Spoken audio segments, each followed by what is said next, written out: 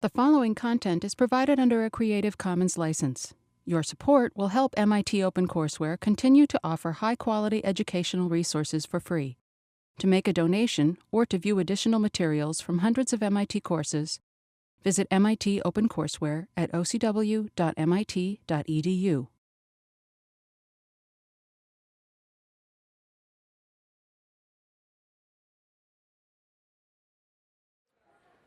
Welcome back. I hope you didn't spend time doing 6002 problem sets while eating turkey. It's not recommended for digestion. But I hope you're ready to go back into diving into material. And since it's been a week since we got together, let me remind you of what we were doing. We were looking at the issue of how to understand experimental data. Data could come from a physical experiment. We had the example of measuring the spring constant of a linear spring. Could come from biological data, could come from social data. And what we looked at was the idea of how do we actually fit models to that data in order to understand them. So what I want to do is I want to start with that high-level reminder of what we were after. I want to do about a 5-minute recap of what we were doing last time, because it has been a while, and then we're going to talk about how do you actually validate models that you're fitting to data to understand, are they really good fits or not? And if you remember, and I know you spend all your time thinking about 6002, if you remember, I left you with a puzzle where I fit data to fit models to some noisy data, and there was a question of, did the model really have an order 16 fit? All right, so what are we trying to do? Remember, our goal is to try and model experimental data. And really what we want to do is have a model that both explains the phenomena underlying what we see, gives us a sense of what might be the underlying physical mechanism, the underlying social mechanism, and can let us make predictions about the behavior in new settings. In the case of my spring, being able to predict what will the displacement be when I actually put a different weight on it than something I measured. Or if you want to think of it from a design perspective, working the other direction and saying, I don't want my spring to deflect more than this amount under certain kinds of weights. So how do I use the model to tell me what the spring constant should be for the spring I want in that case? So we want to be able to predict behavior in new settings. The last piece we know is that if the data was perfect, this is easy. But it ain't. It's always going to be noise. There's always going to be experimental uncertainty. And so I really want to account for that uncertainty when I fit that model. And while sometimes I'll have theories that will help, Hooke says models of springs are linear, in some cases I don't. And in those cases, I want to actually try and figure out what's the best model to fit, even when I don't know what the theory tells me. Okay, so quick recap. What did we use to solve this? We said if we got a set of observed values, in my spring case for different for different masses, I measure the displacements, those displacements from my observed values. And if I had a model that would predict what the displacements should be, I can measure how good the fit is by looking at that expression right there, the sum of the squares of the differences between the observed and the predicted data. As I said, we could use other measures. We could use a first order and absolute value. The square is actually really handy because it makes the solution space very easy to deal with, which we'll get to in a second. So given observed data, get a prediction. I can use sum of squared differences to measure how good the fit is. And then the second piece is, I now want to find what's the best way to predict the data. What's the best curve that fits the data? It's the best model for predicting the values. And we suggested last time we'll focus on mathematical expressions, polynomials. Professor Guttag is so excited about polynomial expressions, he's throwing laptops on the floor. Please don't do that to your laptop. We're going to fit polynomials to these expressions. And since the polynomials have some coefficients, the game is basically how do I find the coefficients of the polynomial that minimize that expression? And that we said was an example of linear regression. So let me just remind you what linear regression says. Simple example, case of the spring. I'm going to fit a degree 1 polynomial. So that is something of the form y is ax plus b. A and b are the free variables, the parameters I can change.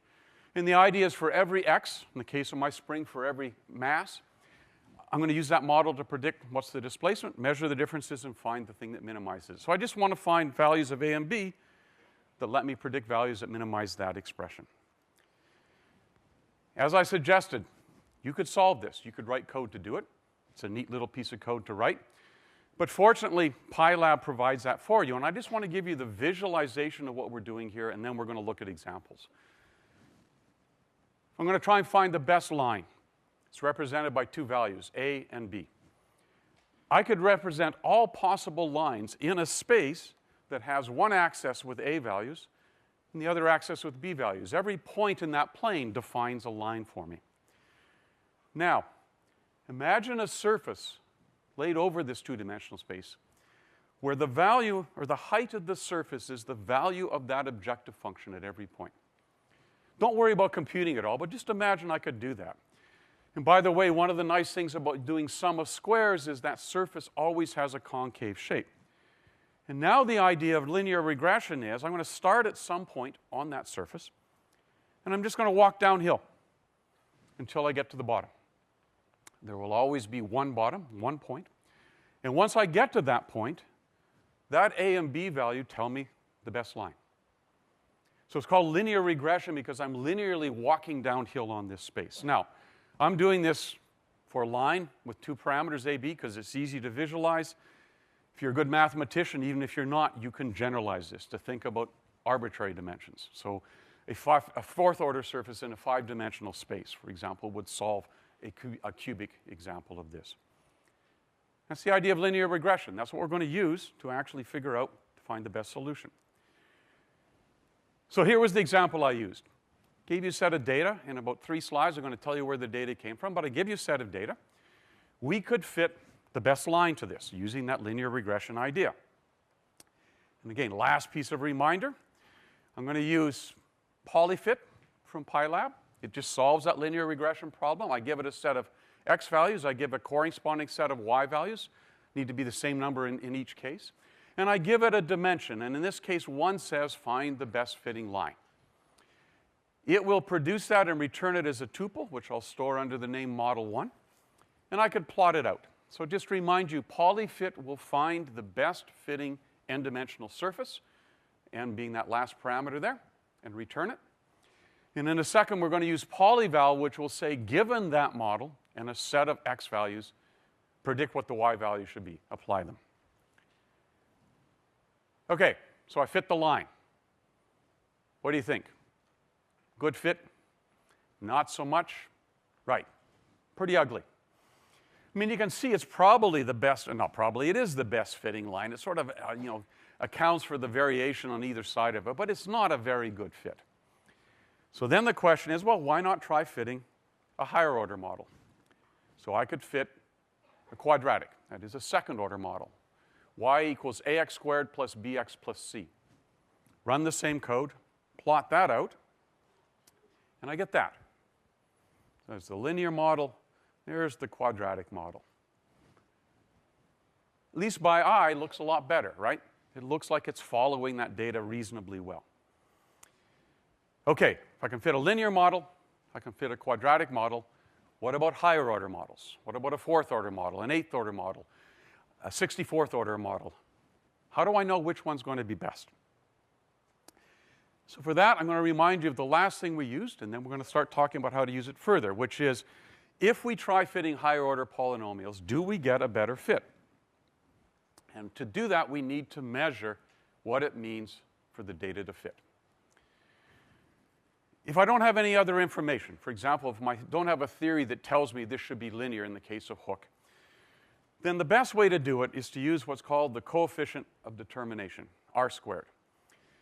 It's a scale-independent thing, which is good. By scale-independent, I mean if I take all the data and stretch it out, this will still give me back the same value in terms of the fit, so it doesn't depend on the size of the data. And what it does is it basically tells me, with a value between 0 and 1, how well does this model fit the data. So just to remind you, in this case, the y's are the measured values. The p's are the predicted values. That's what my model is saying for each one of these cases.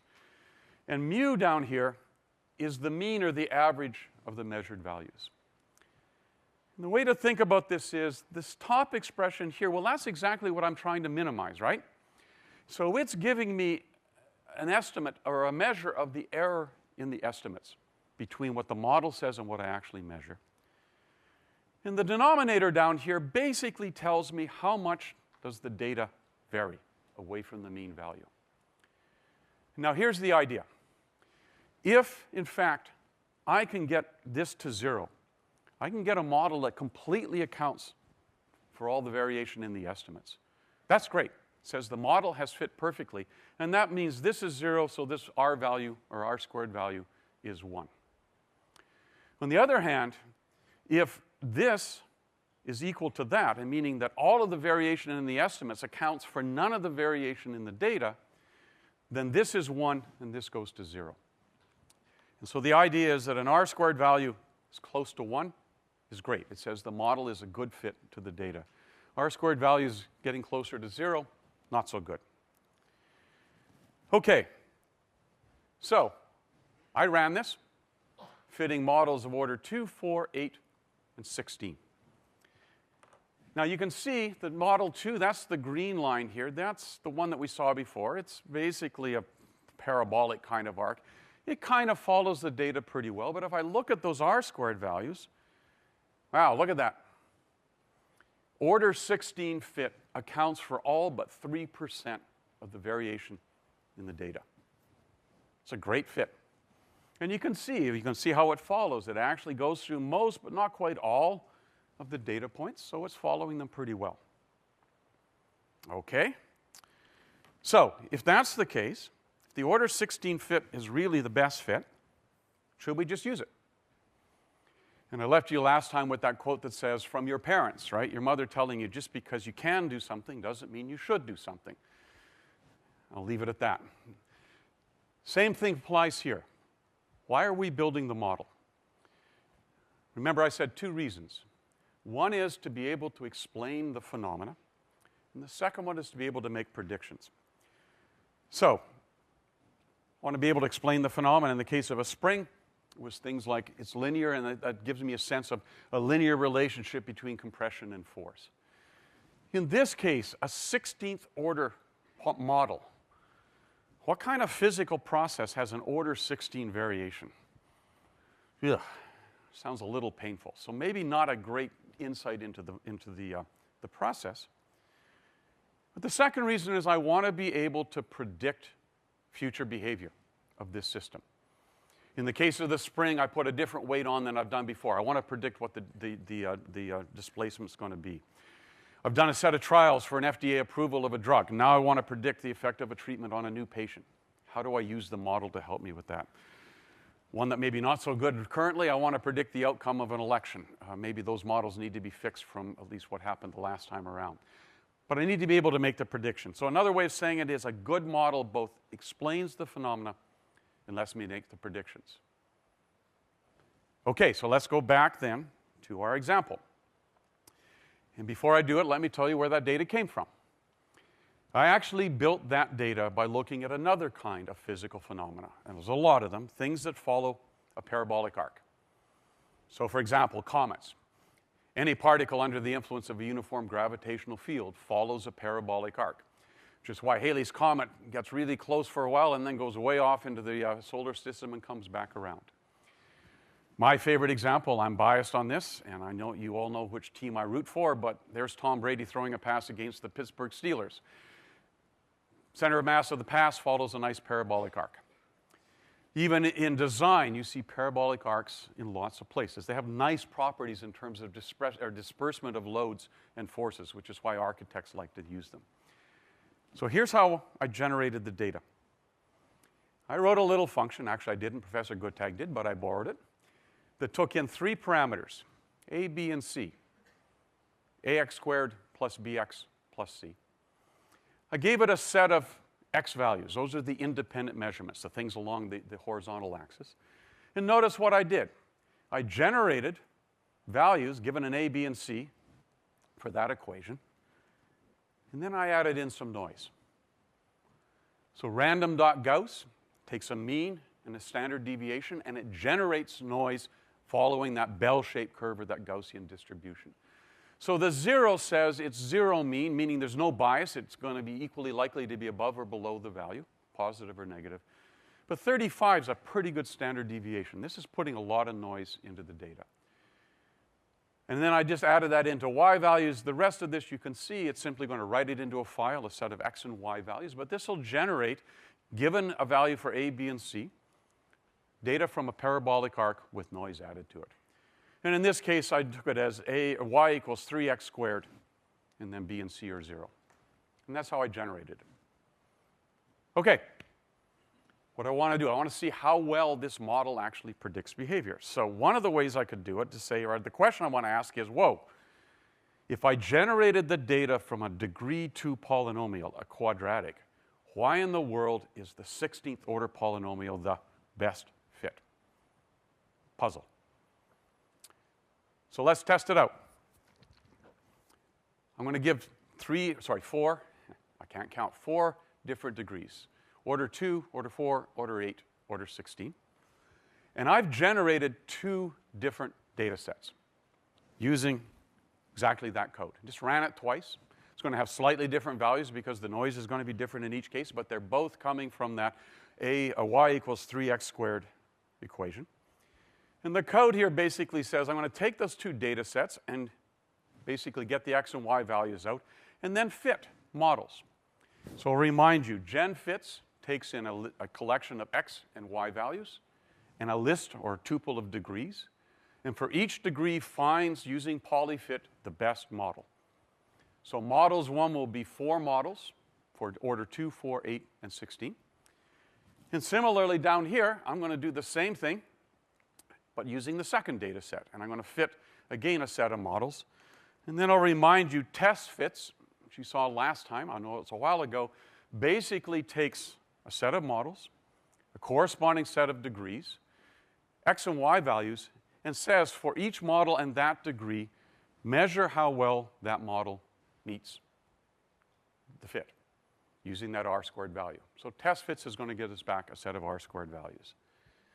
All right, with that in mind, I've got the code here. Let's run it. And there we go. I'm going to run that code. I got 2 fits. Looks good. Let's look at the values. So there's the first data set. All right. The green line still is doing not a bad job. The purple line, boy, is fitting it really well. And again, notice, there's the best fit. That's amazing. That is accounting for all but 0.4% of the variation in the data. Great fit. Order 16. Came from an order 2 thing. All right, what about the second data set? Oh, Grumpf. It also says order 16 fit is the best fit. Not quite as good. It accounts for all but about 2% of the variation. Again, the green line, the red line do okay, but in this case, again, that purple line is still the best fit. So I still got this puzzle. But I didn't quite test what I wanted, right? I said I want to see how well it predicts new behavior. Here what I did was I took 2 data sets, fit the model, and I got 2 different fits, 1 for each data set. They both fit well for order 16, but they're not quite right. Okay, so best fitting model is still order 16, but we know it came from an order 2 polynomial. So how could I really get a handle on seeing how good this model is? Well, what we're seeing here is coming from training error. Or another way of saying it is, what we're measuring is how well does the model perform on the data from which it was learned. How well do I fit the model to the training data? I want a small training error. And if you think about it, go back to the first example. When I fit a line to this data, it did not do well. That was not a good model. When I fit a quadratic, it was pretty decent, and then it got better and better as I went on. So I certainly need at least a small training error, but it's, to use the mathematical terms, a necessary but not sufficient condition to get a great model. I need a small training error, but I really want to make sure that the model is capturing what I'd like. And so for that, I want to see how well does it do on other data generated from the same process, whether it's weights on springs, different comets besides Halley's comets, different voters than those surveyed when we tried to figure out what's going to happen in an election. And I'm set up to do that by using a really important tool called validation or cross-validation. Let me set the stage, and then we're going to do the example. I'm going to get a set of data. I'm going to fit a model to it, actually different models, different degrees, different kinds of models. To see how well they work, I want to see how well they predict behavior under other data than that from which I did the training. So I could do that right here. I could generate the models from one data set, but test them on the other. And so in fact, I had one data set. I built a set of models for the first data set. I compared how well it did on that data set, but I could now apply it to the second data set. How well does it account for that data set? And similarly, take the models I built for the second data set and see how well they predict the points from the first data set. What do I expect? I certainly expect that the testing error is likely to be larger than the training error because I trained on one set of data. And that means this ought to be a better way to think about how well does this model generalize? How well does it predict other behavior besides what I started with? So here's the code I'm going to use. It's pretty straightforward. All I want to draw your attention to here is, remember, models one I built by fitting models of degree 2, 4, 8, and 16 to the first data set. And I'm going to apply those models to the second data set, x-vals 2 and y-vals 2. And similarly, I'm going to take the models built for the second data set and test them on the first data set to see how well they fit. I know you're eagerly anticipating this. I've been setting this up for a whole week. All right, let's look at what happens when I do this. I'm going to run it, and then we'll look at the examples. So if I go back over to Python, and this code was distributed earlier, if you want to go play with it yourself, this should be the right place to do it. I am going to run that code. Now I get something a little different. And in fact, if I go look at it,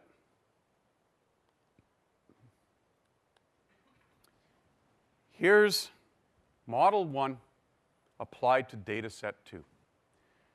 And we can both eyeball it and look at the numbers. Eyeballing it, there's that green line, still generally following the form of this pretty well. But what about the purple line, the order 16 degree? And remember, that's the purple line from model 1, from training set 1. Wow, misses a bunch of points pretty badly. And in fact, look at the R-squared values. Order 2 and order 4, pretty good fit. Accounts for all but about 14, 13% of the data. Look what happened to degree 16 fit. Way down at 0.7. Last time around, it was 0.997. Ha!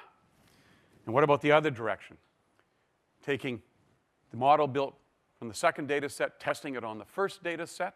Again, notice, nice fit for degree 2 and 4, not so good for degree 16. And just to give you a sense of this, I'm going to go back. There is the model in one case. There is the model in the other case. You can see the model that accounts for variation in one doesn't account for the variation in the other when I look at an order 16 fit.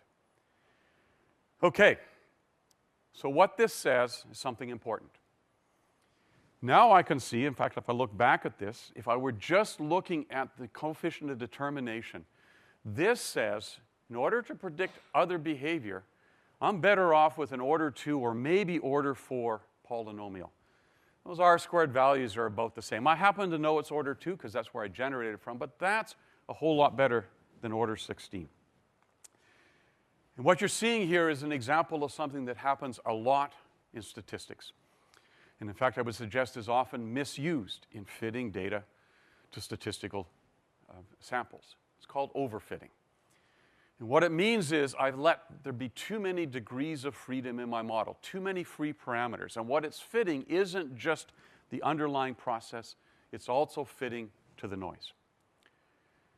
Message I want you to take out of this part of the lecture is, if we only fit the model to training data, and we look at how well it does, we could get what looks like a great fit, but we may actually have come up with far too complex a model.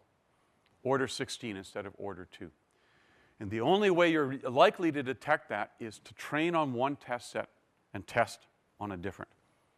And if you do that, it's likely to expose whether, in fact, I have done a good job of fitting or whether I have overfit to the data.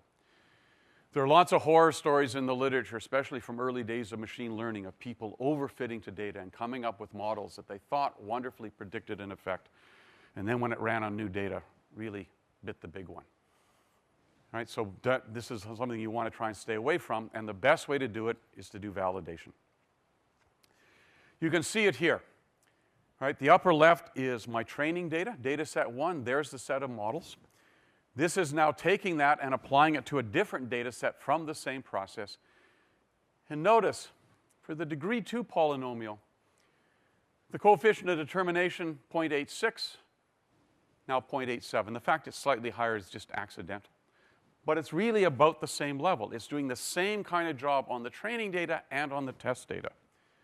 On the other hand, degree 16, coefficient of determination is a wonderful 0.996 here, and a pretty awful 0.699 down there. And that's a sign that we're in not good shape, when in fact our coefficient of determination drops significantly when we try and handle new data. Okay, so why do we get a better fit on the training data with a higher order model, but then do less well when we're actually handling new data? Or another way of saying it is, if I started out with, in the case of that data, a linear model that didn't fit well, and then I got to a quadratic model, why didn't that quadratic model still say the best? Why was it the case that as I added more degrees of freedom, I did better? Or another way of asking it is, can I actually get a worse fit to training data as I increase the model complexity? And I see at least one negative head shake. Thank you. You're right. I cannot. And let's look at why. If I add in some higher order terms, and they actually don't matter. If I got perfect data, the coefficient will just be 0. The fit will basically say, this term doesn't matter, ignore it. And that'll work in perfect data. But if the data is noisy, what the model is going to do is actually start fitting the noise. And while it may lead to a better R-squared value, it's not really a better fit. All right, let me show you an example of that. I'm going to fit a quadratic to a straight line. Easy thing to do, but I want to show you the effect of overfitting or adding in those extra terms. So let me say it a little bit better. I'm going to start off with just I'm doing it again today. 4 simple values, 0, 1, 2, 3. The y values are the same as x values. So this is 0, 0, 1, 1, 2, 2, 3, 3. They're all lying on a line. But I'm going to plot them out, and then I'm going to fit a quadratic. Y equals ax squared plus bx plus c to this. Now, I know it's a line, but I want to see what happens if I fit a quadratic. So I'm going to use polyfit to fit a quadratic. I'm going to print out some data about it. And then I'm going to use polyval to estimate what those values should be, plot them out, and then compute the R-squared value and see what happens. All right. Again, let me set this up better. What am I doing? I'm going to just fit it to a line. I know it's a line, but I'm going to fit a quadratic to it. And what I'd expect is, even though there's an extra term there, it shouldn't matter. So if I go to Python and I run this, I'm going to run exactly that example. Look at that. A equals 0, B is 1, C equals 0. Look at the R-squared value. Let me pull that together for you. It says, in this perfect case, there's what I get. The blue line is drawn through the actual values. The dotted red line is drawn through the predicted values. They exactly line up. And in fact, the solution it finds says that higher order term, coefficient 0, it doesn't matter. So what it found was y equals x. I know, you're totally impressed. I could find a straight line. But notice what happened there. I dropped, or the system said you don't need the higher order term. Wonderful R-squared value. Okay, let's see how well it predicts. Let's add in one more point out at 20. So this is 0, 1, 2, 3. That's 0, 1, 2, 3. I'm going to add 20 in there, so it's 0, 0, 1, 1, 2, 2, 3, 3, 20, 20. Again, I can estimate using the same model, so I'm not recomputing the model. The model I predicted from using those first set of 4 points. I can get the estimated y values, plot those out, and again compute the R-squared value here. And even adding that point in, There's the line. And guess what? Perfectly predicts it. No big surprise. So it says, in the case of perfect data, adding the higher order terms isn't going to cause a problem. The system will say coefficients are 0. That's all I need. All right, now, let's go back in and add in just a tiny bit of noise. Right there. 001122 and 3.1. So I've got a slight deviation in the y value there. Again, I can plot them. I'm going to fit a quadratic to them. I'm going to print out some information about it and then get the estimated values using that new model to see what it should look like. I'm not going to run it. I'm just going to show you the result. I get a really good r-squared value. And there's the equation it comes up with. Not so bad, right? It's almost y equal x. But because of that little bit of noise there, there's a small second order term here and a little constant term down there. The y-squared value is really pretty good. And if you really squint and look carefully at this, you'll actually see there's a little bit of a deviation between the red and the blue line. It overshoots there, undershoots here, but it's really pretty close. All right, so am I just whistling in the dark here? What's the difference? Well, now let's add in that extra point. And what happens? So again, I'm now taking the same set of points, 0, 0, 1, 1, 2, 2, 3, and 3.1. I'm going to do 20, 20. Using the model I captured from fitting to that first set, I want to see what happens here. Crap. Oh, sorry, didn't say that. Darn. Drat. Pick out some other word. Shouldn't surprise you, right? A small variation here is now causing a really large variation up there. And this is why, in the ideal case, overfitting is not a problem because the coefficients get zeroed out. But even a little bit of noise can cause a problem. Now, I'll grant you, we set this up deliberately to show a big effect here, but a 3% error in one data point is causing a huge problem when I get further out on this curve. And by the way, there's the r-squared value. It's 0.7. Doesn't do a particularly good job. Okay, so how would I fix this? Well, what if I had simply done a first-degree fit? Same situation, but say fit a line to this rather than fitting a quadratic. Remember, my question was, what's the harm of fitting a higher-order model if the coefficients will be zeroed out? We've seen they won't be zeroed out. But if I were just to have fit a line to this, exactly the same experiment, 00, 11, 22, 3, and 3.1, 20 and 20, now you can see it still does a really good job of fitting. And the r-squared value is 0.9988. So again, fitting the right level of model, the noise doesn't cause nearly as much of a problem. And so just to pull that together, basically it says the predictive ability of the first-order model is much better than the second-order model. And that's why, in this case, I would want to use that first-order model. So, take-home message, and then we're going to amplify this. If I pick an overly complex model, I have the danger of overfitting to the training data. Overfitting meaning that I'm not only fitting the underlying process, I'm fitting the noise. I get an order 16 model as the best fit when it's in fact an order 2 model that was generating it.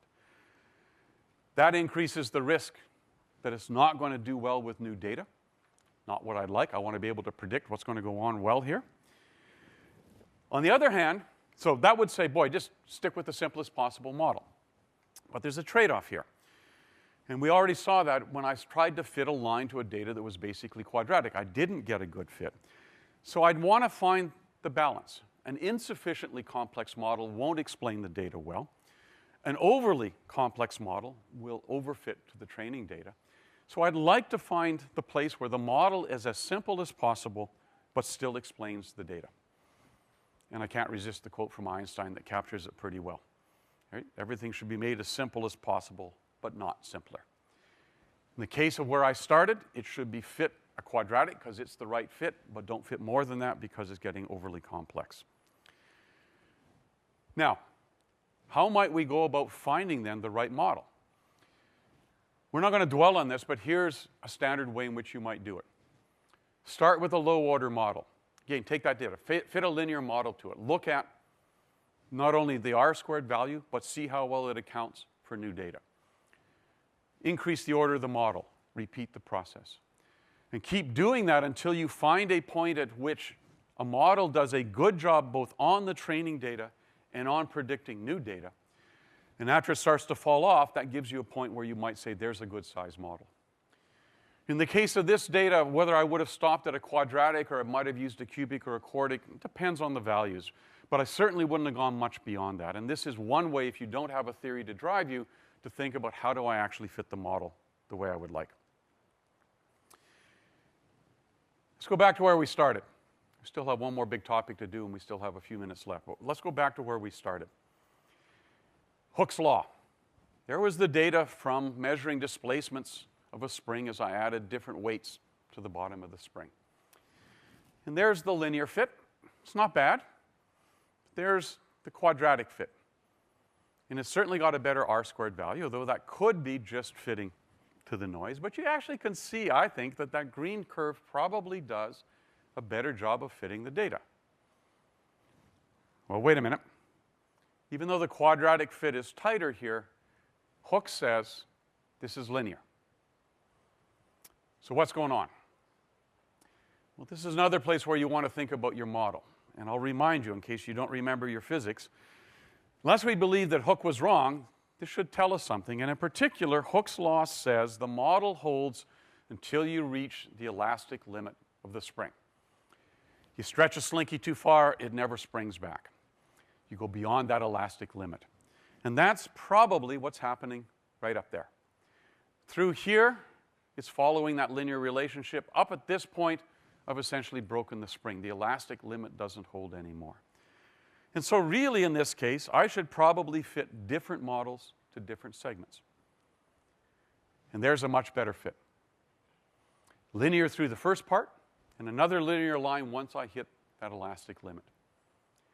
How might I find this? Well, you could imagine a little search process in which you try and find where's the best place along here to break the data into two sets, fit linear segments to both, and get really good fits for both examples. And I raise it because that's the kind of thing you've also seen before. You could imagine writing code to do that search to find that good fit. Okay. That gives you a sense then of why you want to be careful about overfitting, why you want to not just look at the coefficient of determination, but see how well does this predict behavior on new data sets. Now, suppose I don't have a theory like Hooke to guide me. Can I still figure out what's a good model to fit to the data? And the answer is, you bet. We're going to use cross-validation to guide the choice of the model complexity. And I want to show you two examples. If the data set's small, we can use what's called leave one out cross-validation. I'll give you a definition of that in a second. If the data set's bigger than that, we can use k-fold cross-validation. I'll give you a definition of that in a second. Or just what's called repeated random sampling. But we can use this same idea of validating on new data to try and figure out whether the model's a good model or not. Leave one out cross-validation. This is just written in pseudocode, but the idea is pretty simple. I'm given a data set. It's not too large. The idea is to walk through a number of trials equal to the size of the data set, and for each one, take the data set or a copy of it and drop out one of the samples. So leave one out. Start off by leaving out the first one, then leaving out the second one, then leaving out the third one. For each one of those training sets, build the model. For example, by using linear regression. And then test that model on the data point that you left out. So leave out the first one, build a model on all the other ones, and then see how well that model predicts the first one. Leave out the second one, build a model using all of them but the second one, see how well it predicts the second one. And just average the results.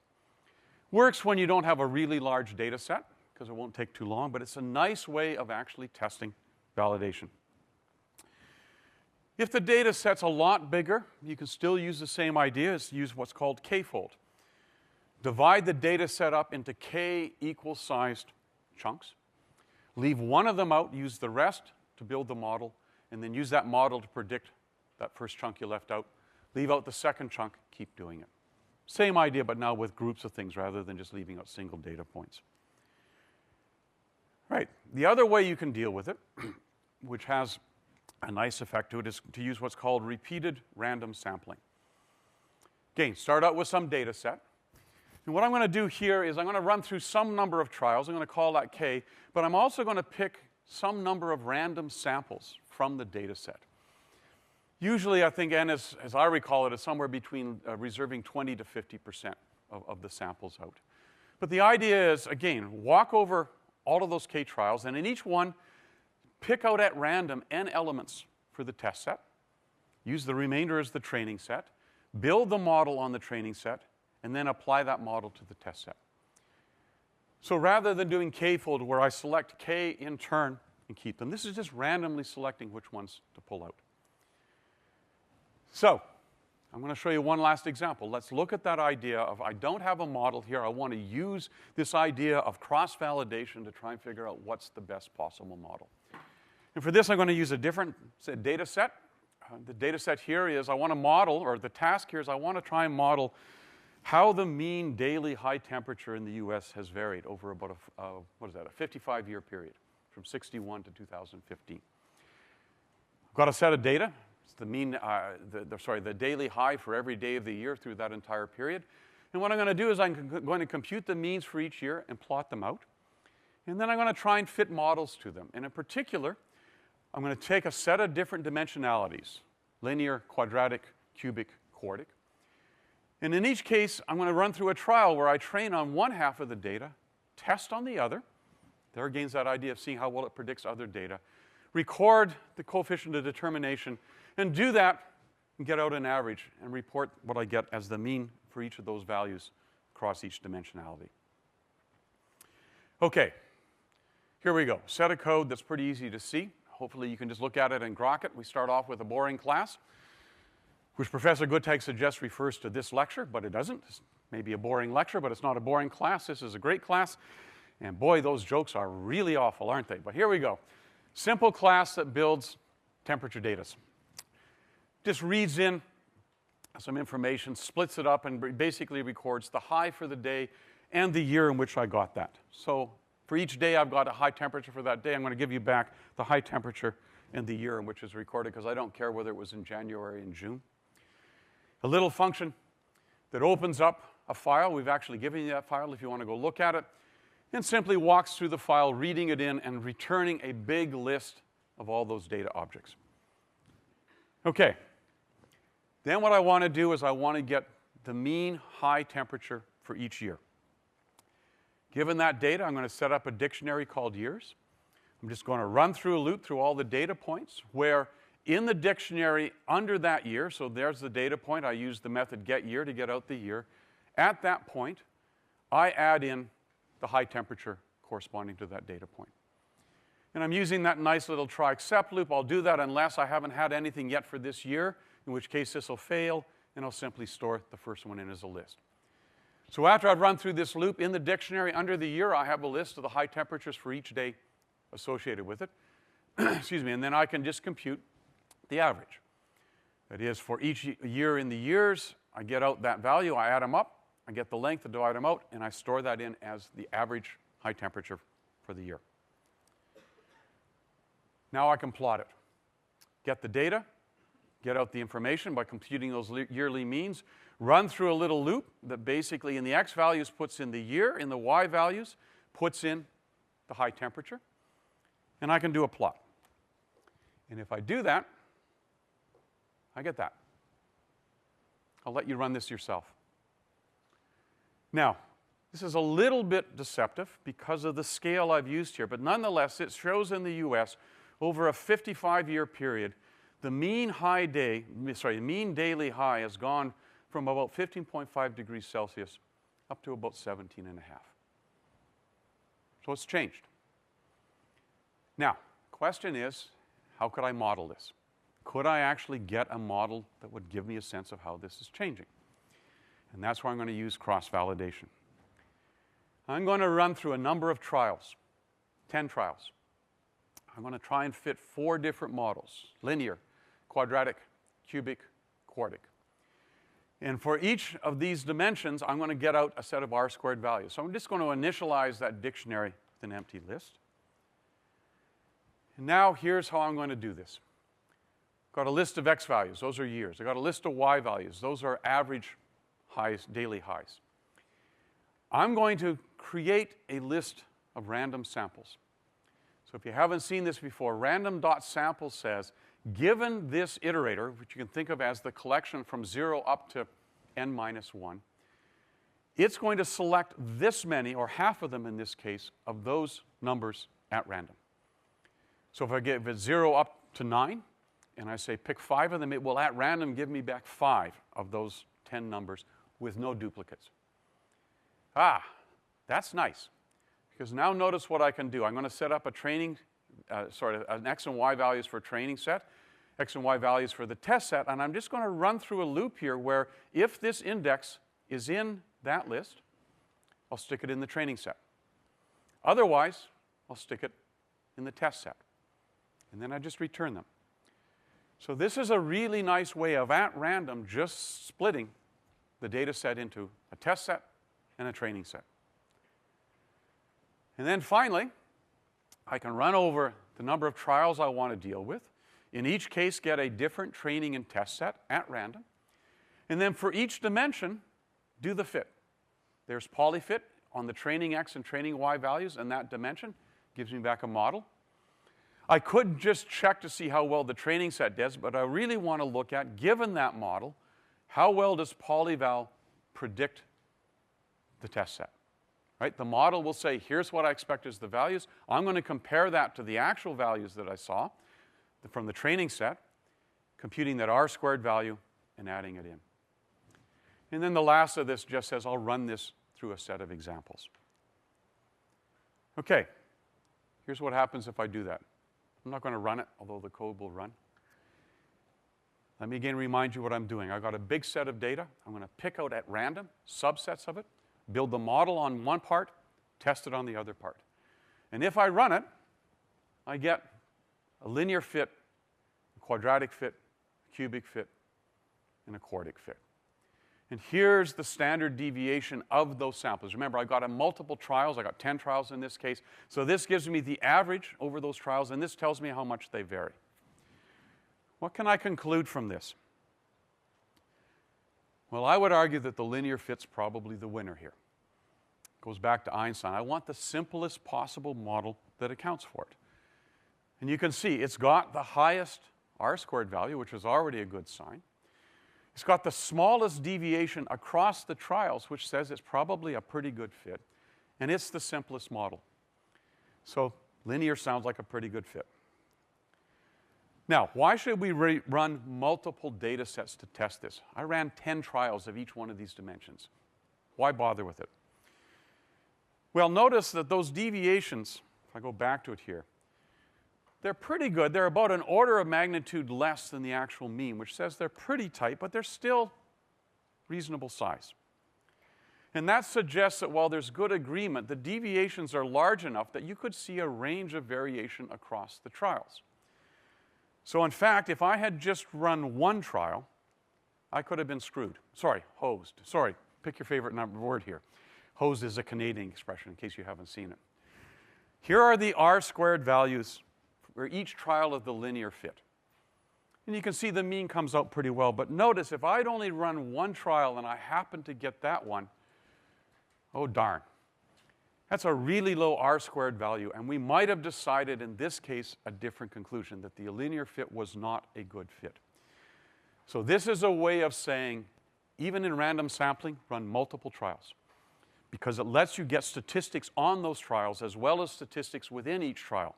So within each trial, I'm doing a whole bunch of different random samples. I'm measuring those values, and then across those trials, I'm seeing what the deviation is. And I'm going to hope my machine comes back, because what I want to do is then pull this together. What have we done? Something you're going to use. We've seen how you can use linear regression to fit a curve to data.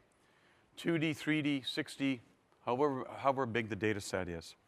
It gives us a mapping from the independent values to the dependent values. And that can then be used to predict values associated with the independent values that we haven't seen yet. That leads naturally to both a way to measure it, which is r², but especially to see that we want to look at how well does that model actually predict new data, because that lets us select the simplest model we can that accounts for the data but predicts new data in an effective way. And that complexity can either be based on theory, in the case of Hooke, or in more likely cases by doing cross-validation to try and figure out which one is the simplest model that still does a good job of predicting out of data behavior. And with that, we'll see you next time.